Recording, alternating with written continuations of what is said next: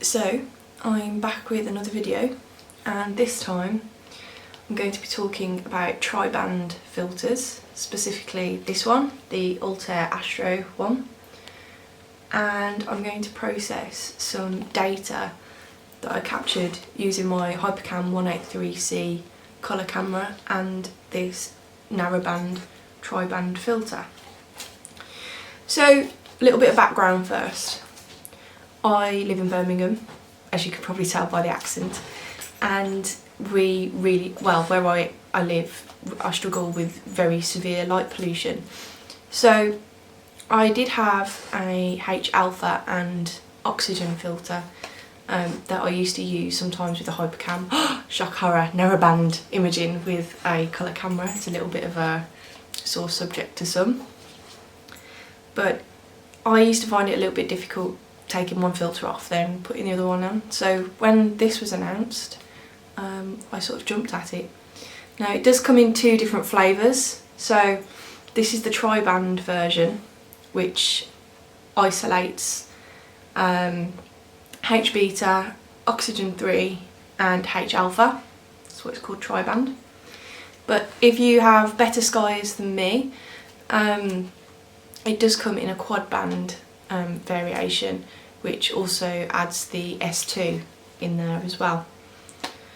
So basically I captured some data the other night, and it was the first lot of subs. I took 14 images of 240 seconds in length. The moon was up, and guess what? It was the night before the summer solstice, so literally the sky was still blue, it wasn't dark, and I was really impressed. And then we had a load of cloud and a load of rain and whatever, and I finally got 15 more subs the other night, but unfortunately there was a lot of cloud, like high level cloud going through, so there was a glow in some of my images. But the result I got from stacking it with Astro Pixel Processor and then messing around with it in Photoshop was incredible. Well, I thought it was incredible, and a lot of other people were like, wow. So I'm going to share how I processed that image with you today. Okay, so I am going to explain how I process these, the data from a colour camera which has been taken with one of these tri-band or quad-band filters. So I use Astro Pixel Processor because it has got some great features to do this kind of thing. I know other people use PixInsight or Deep Sky Stacker, but if you're thinking about sort of doing these tri-band images quite a bit, it might be worth looking into Astro Pixel Processor. So I'm not going to go into how to sort of load in all your lights, your darks and calibration frames, because I have covered that in previous videos, but I will show you some of the selections that I make when I am sort of choosing what algorithms to use, etc. So there are two ways of processing, stacking your narrowband data from a colour camera. The first one is basically selecting the HA03 colour algorithm, which is in the raw fits tab under algorithm. And if you've got a DSLR, you would leave the pattern as supported and ignore the force Bayer CFA. If you have an Astro camera, you would put your sort of Bayer matrix in and tick force Bayer CFA. So if you stack your data with this HA03 colour, so it gives you handy tooltips, you will end up with a stacked image that looks like this.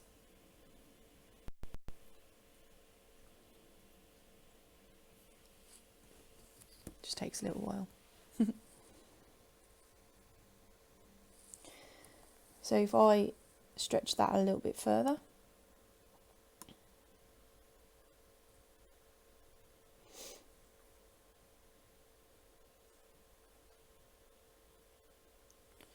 you can see there's some nice reds and blues just in there as well.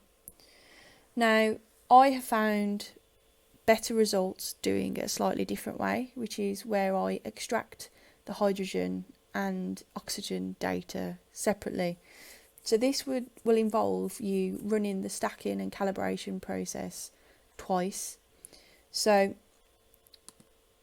first off, I would select HaO3 extract HA, run the whole process, and you would end up with a mono image that looks something like this.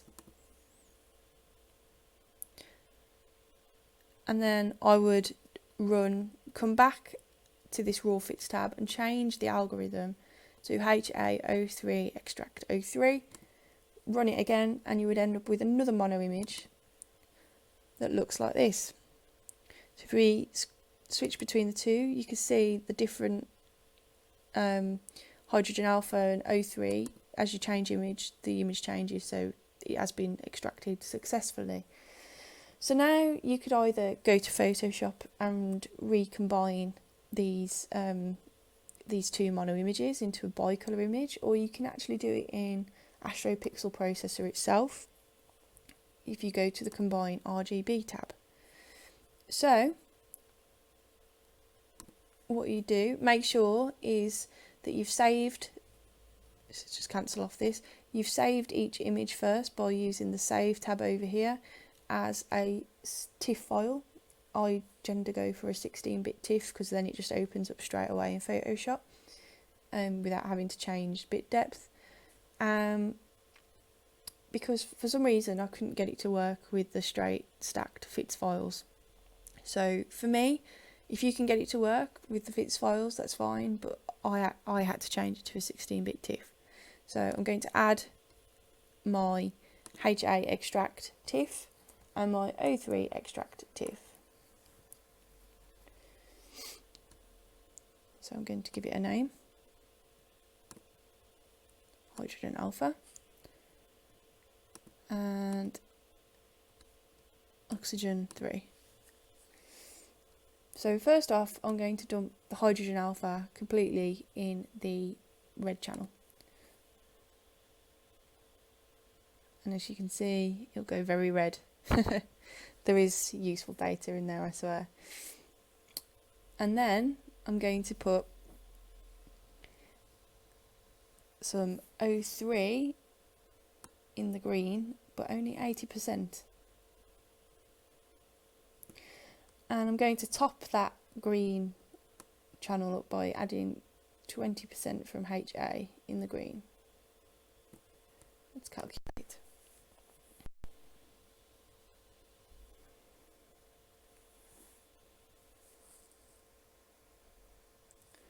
Gain a bit more colour.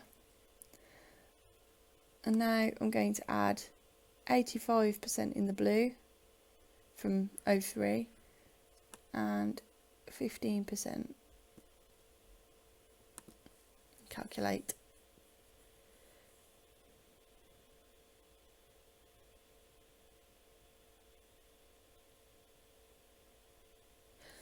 And there we have our combined image.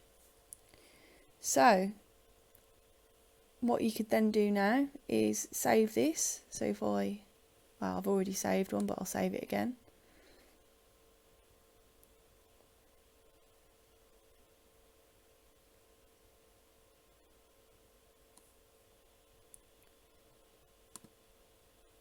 I'm going to save it as 16-bit TIFF so that I can open it straight away in Photoshop.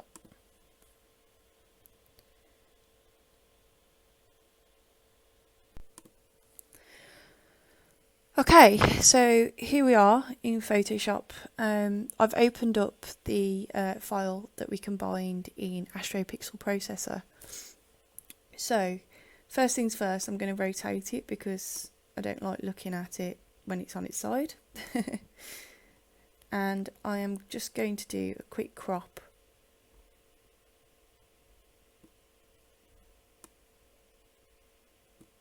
So it makes it a little bit more manageable for this video. Now, processing is very subjective, So I'm not going to spend a huge amount of time in this video telling you how to process your images, but I'll just show you some sort of quick things that I would do to get this looking like a decent bicolour image. So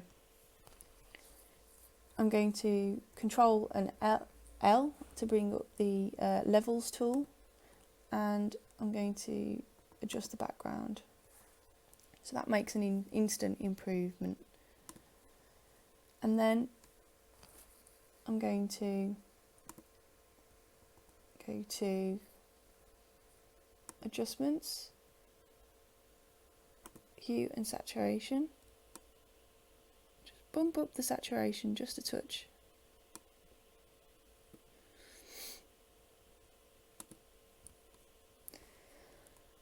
So I don't know about you, but that, for not much processing, that's not looking too bad already. You have to bear in mind it's a little bit noisy because it's just under 2 hours worth of data. Half of it was taken on the night before the summer solstice, when the sky was still blue and the moon was out, and it was quite a large bright moon. And the other 15 subs that I took the other night had high level cloud rolling through them constantly, so that's why it's a little bit noisy, but for the purpose of this video that doesn't matter. And then I'm going to just go to the camera raw filter.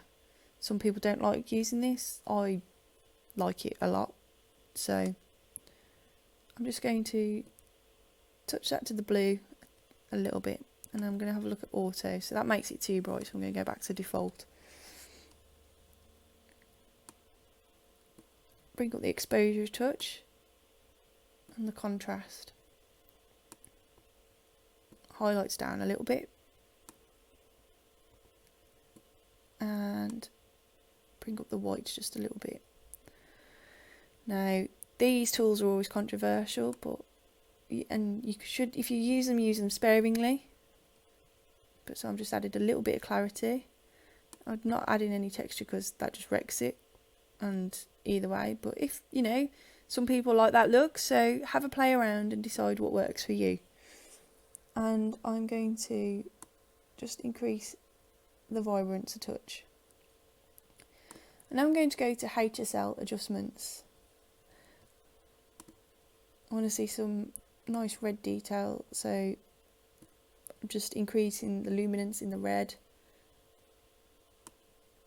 the aquas and the blues, and likewise I'm going to increase the saturation in the red, not too much though, we don't want it to look overcooked. The aquas and the blues, so we've got a nice level of detail there. You can play around with the hue if you wanted to, like make it look more pink, but I'm going to keep it quite red. And click OK. So that's added a bit more, sort of an extra, depth to our image, a bit more brightness and colour.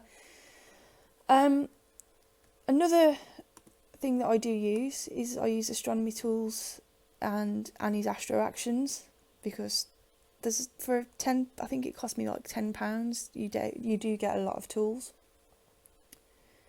So I'm going to click on, I can never remember which one it is. Hopefully I'll click the right one, but if not, we'll have to change it. Just reduce star size, just a little bit. And there we go. That makes the sort of nebula and gassy areas pop out a little bit more. And then as a last touch, I use Nik Tools Define for noise reduction.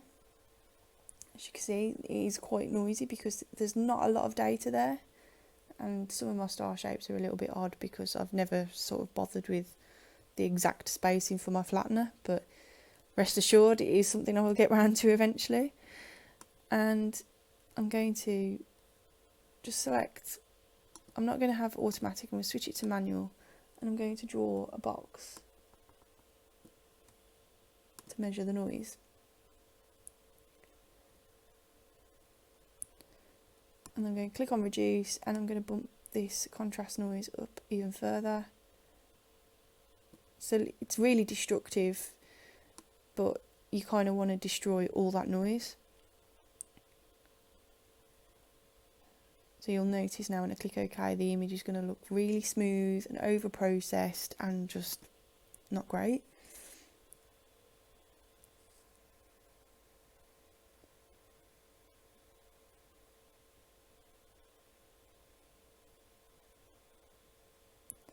Yeah, we've lost a lot of, sort of fidelity in the image. But because it's a layer, if I just reduce these, if I zoom in a touch,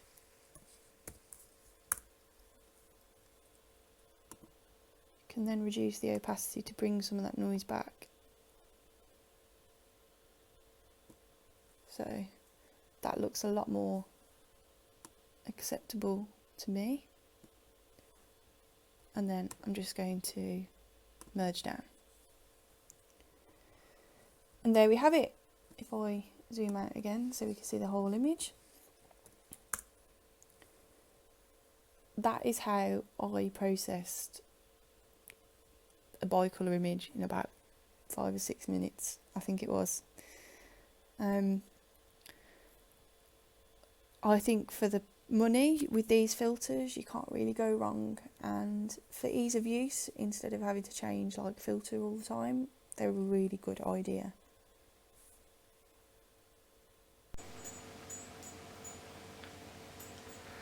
So there are quite a few of these narrowband, tri-band, quad-band filters knocking around.